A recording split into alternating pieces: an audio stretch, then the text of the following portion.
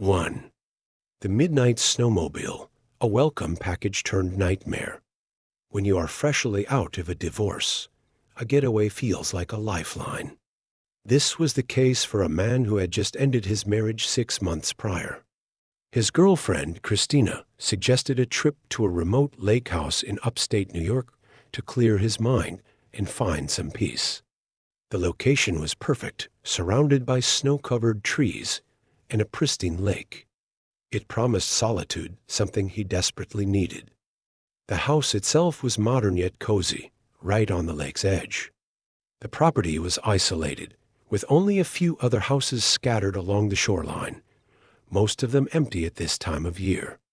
The host was away, but had left instructions on how to access the keys and provided a brief note with the usual Airbnb details. The couple felt lucky to have found such a tranquil spot. There was something special about this getaway. The air felt fresh, and the landscape looked untouched by human hands. But on the third night, things took an unexpected turn. After spending 2 peaceful days hiking through the snow, sipping hot drinks by the fire, and enjoying the quiet, the man awoke in the middle of the night. The snowstorm outside had worsened, and the wind howled as the temperature dropped. But it wasn't the storm that pulled him out of his sleep. It was a sound, a strange mechanical noise cutting through the night. Confused, he got out of bed, careful not to wake Christina, and walked over to the window. Through the snow, he saw the last thing he expected to see, a snowmobile creeping slowly across the frozen lake.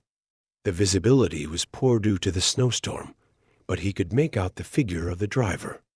The man was moving cautiously, as though unsure about the stability of the ice beneath him. Suddenly, the snowmobile stopped. The figure got off the vehicle and began waving their arms in distress. The man watched, heart pounding in his chest, as the figure seemed to shout, but the wind and snow muffled their voice. The woman on the ice appeared to be signaling directly at their house. His first instinct was to help. The icy cold air bit at his skin as he hurriedly dressed, waking Christina and telling her what he saw. She urged him to go outside and check, so he stepped onto the deck, the freezing night air stinging his face. When he reached the lake, he could now hear her clearly. She was frantic, crying for help. Her voice carried across the snow-covered ground. "Please help me. My son is lost out here in the storm." She was wearing a thick fur coat, her hair pulled back into a tight braid. Despite her distress, the man felt a sinking feeling in his stomach as her story seemed to make less sense with every passing moment. How could she have lost a child in such a controlled setting? Her panic seemed genuine, but something still didn't add up. He started walking toward her, trying to offer some comfort. It wasn't until he got closer that she asked a question that stopped him in his tracks. "Do you still have those matches?" It took him a moment to remember, but then it hit him, the matches. The ones from the welcome package. The note, the strange little gift. His stomach churned. How could she have known about that? Before he could react, she pulled a gun from beneath her coat and pointed it straight at him. Her voice was cold now, her earlier desperation replaced by something more sinister. She demanded his wallet and phone. Without a choice, he handed them over. The woman didn't say another word, turning and climbing back onto her snowmobile. Within moments, she was speeding away, leaving him standing in the snow, shaking with a mixture of confusion and fear. When he returned to the house, Christina was already on the phone with the police. The snowstorm had completely covered any trace the woman had left behind. The authorities couldn't find any evidence of the snowmobile or the woman. There was no explanation for how she had known they were staying there or what the entire setup had been about. The only thing the man was certain of was this: it wasn't just a random robbery. The welcome package, the matches, the strange woman on the ice, it all pointed to something much darker. Was it all planned by the Airbnb host? Or was it a coincidence? 2. The forgotten tenant. A silent, sinister presence. The lake house had been in the family for years, passed down through generations. It was a place of warmth and nostalgia, a quiet retreat from the world. But when the family had to make space in their lives for the business of adulthood, the house sat empty most of the time. That's when they decided to rent it out to an elderly veteran, a man named Earl, who needed a place to stay. Earl was small and disfigured, with white hair and a gruff demeanor. His voice was unsettling, and his presence always felt heavy, as if something lingered in his gaze. But the family trusted him, bonding over his military background, and signed a lease for him to stay the year. As the months passed, the family heard nothing about Earl. They had hoped for a quiet tenant who would take care of the house. But when the landscaping crew started reporting strange behavior, the family began to worry. Earl would sit on the porch for hours, staring out at the lake, his eyes following the children who played near the shore. The workers also reported more uncomfortable incidents, but no one knew what to make of them. Then, one summer, the family came back to the house, hoping to enjoy a quiet weekend. But when they arrived, they found their dog lying at the foot of the stairs, panting heavily, blood smeared beneath him.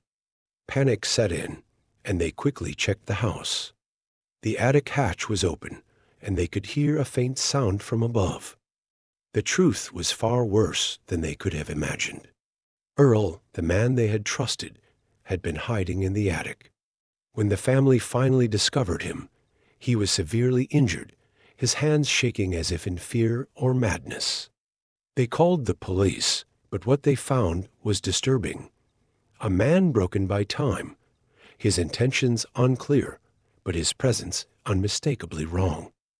The father wanted to feel sympathy for Earl, having been a veteran himself, but the mother was enraged. How could they have allowed such a man to be near their children? The family was divided, and the peaceful image of their lake house was forever tainted by Earl's dark secret. 3. The SOS signal from an abandoned house. Kevin and his best friend, James, decided to visit a secluded lake house owned by James' wealthy family. James' parents were never around, so they had full access to the house on the edge of a quiet lake. It was a perfect retreat from the chaos of life. The boys had been through their share of adventures, so the idea of spending a few days by the lake seemed ideal. On one particular evening, while sitting on the dock and enjoying beers, something unusual caught their attention. A flashing light across the lake. At first, they thought it was just a reflection, but the light didn't stop. It flickered in a distinct pattern, 3 short bursts, followed by 3 long ones, and then 3 short ones again. James, who had a sharp mind for details, recognized the pattern. Morse code, James said. It's SOS. Kevin was skeptical, but quickly confirmed it with his phone. It was indeed an SOS signal, a cry for help. But from where? The house across the lake was dark and seemingly abandoned, but the flashing light kept repeating. Deciding to investigate, they took a kayak across the lake, despite the growing unease between them. The closer they got to the house, the more ominous it appeared. The dock was partially collapsed, and the windows were dark. The house had an abandoned feel to it, but the flashing light was real. Something was happening. When they finally reached the house, they discovered the door was unlocked. Inside, the house was stripped bare, the floors and walls empty. It was like no one had ever lived there. But as they ventured upstairs, they realized the source of the flashing light, an old projector facing out the window. Suddenly, the gravity of the situation hit them. The light wasn't a sign of distress. It was a trap. The boys bolted, but as they tried to escape, a figure emerged from behind the house. A large man, fast and purposeful, was running toward them. Fear gripped them as they dove into the lake, the cold water stinging their skin as they swam back to safety. When they made it back to James' house, they locked every door and called the police. The authorities investigated the house across the lake, only to confirm what the boys had feared: the house had been abandoned for years. There was no sign of anyone living there, and the police couldn't find any evidence of foul play. The boys were left with only one question: who had been watching them? And why had they set up such a trap? Conclusion: the dark secrets of lake houses. The lake house, an idealized image of peace and tranquility, isn't always as serene as it seems. Behind the quiet waters and snowy landscapes, there can be dangers lurking that you never expect. Whether it's a stranger with sinister motives, a haunting presence that refuses to leave, or an elaborate trap set for unsuspecting visitors, these true stories remind us that sometimes the places we trust the most can hide the darkest secrets. The next time you consider a lake house getaway, ask yourself, what's hiding beneath the calm surface?